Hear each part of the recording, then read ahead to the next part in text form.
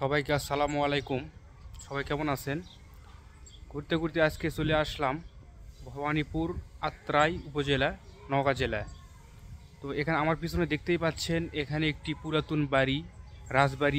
এটা অনেক আগের। এখানে আমি একজনের সাথে কথা বলেছি, কেউ বলতে পারেন এটা কত বছর আগের। তো আমি আপনাদেরকে আজকে দেখাবো এই রাজবাড়ি কেমন। একটা বিষয় জানলাম যে এই রাজবাড়ির ভিতরে এখানে অনেক মানুষ বসবাস করেন, ভিতরে এখনও অক্ষতই আছে, শুধু বাইরে এরকম ভাঙ্গাচুরা। চলুন আমি দেখাই আপনাদেরকে। এখন আমি আপনাদেরকে এই রাজবাড়ির বাইরের ভিতরের সব কিছু দেখাবো। এজন্য আমার সাথে থাকতে হবে আপনাদের। আমি এই যে দেখাচ্ছি আপনাদেরকে, দেখেন এগুলো কিন্তু বাইরে প্রায় সব কিছুই ভাঙ্গাচুরা। একটু একটু বোঝা যাচ্ছে যে এখানে একটা রাজবাড়ি ছিল, রাজাদের বাড়ি ছিল।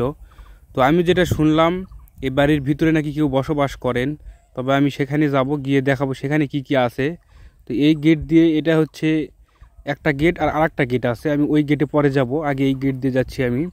এই যে দেখেন সব কিছু পুরাতন, একদম ভাঙ্গাচুরা, আর উপরে শুধু জঙ্গল আর জঙ্গল। তো দেখি আমি একটু ভিতরে যাব, ভিতরে গিয়ে দেখি আসলে কি কি আছে। তো আমি ধীরে ধীরে যাচ্ছি ভিতরে, দেখি।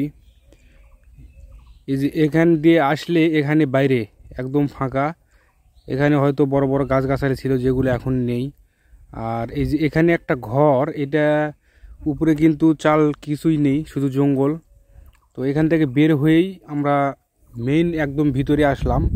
আর সেখানে দেখলাম দালান কোঠা, যাকে বলা হয়, মানে খুব সুন্দর একটি রাজবাড়ি, দালান, একদম দালান। এই যে আপনারা দেখতেই পাচ্ছেন,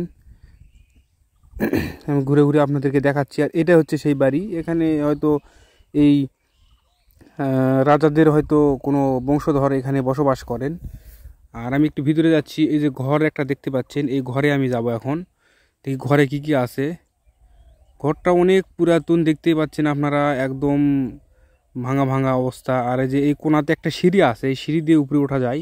তো আমি উপরে উঠবো না, কারণ আমাকে একটু ভয় লাগতেছে, যার জন্য আমি বাইরে হয়ে চলে আসলাম ওখান থেকে। আর এই যে শুধু জঙ্গল আর জঙ্গল। তো আমি এখন বের হয়ে একদম বাইরে যাব, আর আরেকটা যে গেট আছে, আমি ওই গেট দিয়ে ভিতরে নিয়ে যাব আপনাদেরকে। আমি যাচ্ছি, দেখি। এই যে সামনে এখানে একটা গেট আছে, ছোট গেট। তো এই যে এটাই হচ্ছে আরেকটা গেট। তো আমি এই গেট দিয়ে ভিতরে যাব, কারণ এখানে যেহেতু লোকজন বসবাস করে, এই জন্য এগুলা গেট তারা তৈরি করেছে। আর এই যে দেখতে পাচ্ছেন একদম ভাঙ্গাচুরা। আসলে এই রাজবাড়িটা অনেক বড় ছিল, আরও ওইদিকে আছে যেগুলো ভাঙ্গা ভাঙ্গা পড়ে আছে, ওইদিকে আমি যাইনি। তো যাই হোক, আপনারা যদি ঘুরতে চান চলে আসতে পারেন এই ভবানীপুর আত্রাই, নওগাঁতে।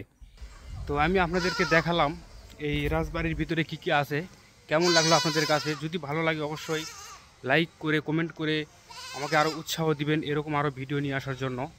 ধন্যবাদ।